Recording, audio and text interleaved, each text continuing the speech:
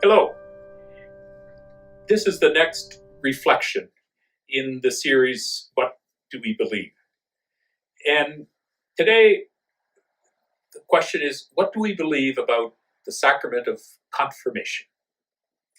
Before I say a few words about what we believe about confirmation, it might be helpful to know a couple of points about its history.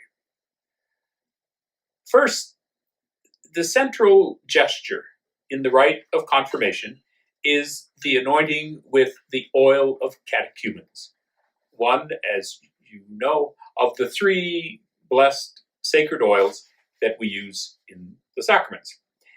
And this gesture of anointing with the oil of catechumens was first done as part of the sacrament of baptism.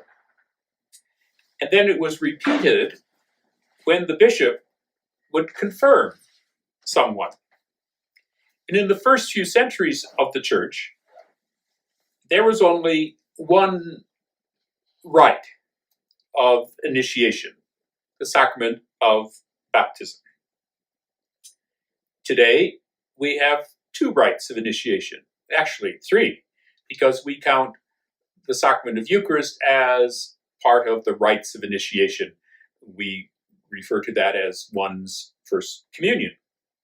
So eventually, the rite of confirmation was separated from baptism, and it was seen as a celebration of confirming what was celebrated in baptism, hence the name confirmation.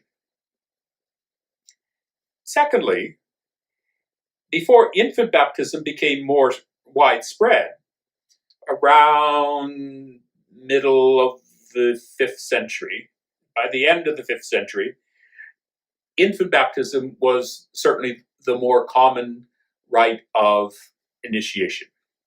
Adult baptism, which had been the common time and the common celebration up until then, in what we now today call the Rite of Christian Initiation of Adults, RCIA.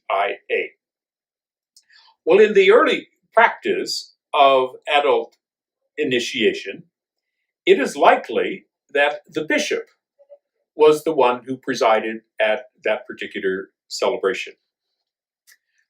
However, when large numbers of infants were called into or welcomed into the church through the rite of initiation baptism, while they were still infants, then it became more and more difficult for the bishop, obviously, to be the one to preside at the sacrament of baptism.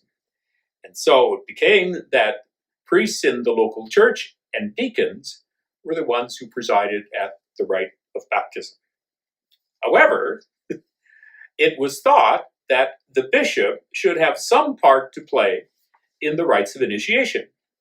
So he became the one who confirmed what was celebrated in baptism, and this second anointing was moved to be the central part of the rite of confirming what was done in baptism.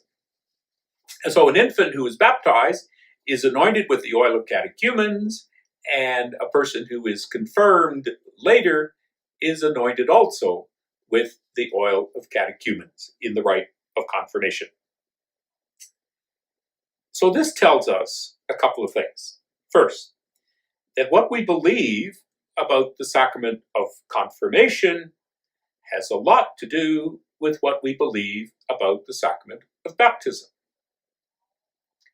So the two earlier reflections that I did on what do we believe about baptism are the foundation for a couple of things that I want to say about what do we believe about the sacrament of confirmation. In the Eastern Church, confirmation is celebrated at the same time as baptism, even for infants. In the Western Church, confirmation is usually celebrated several years later, often when a person is around the age of 12, thereabouts. When adults are baptized as part of RCIA, the Rite of Christian Initiation of Adults, they are also confirmed in the same ceremony. And the priest is the one who confirms them. Now, there's no liturgical or theological reason for the age of 12. It is often connected with the person's completion of elementary school or when they are entering their teenage years. And it's believed that a person at that age is capable of confirming who they are and who they desire to become as a Christian, as a disciple of Jesus Christ.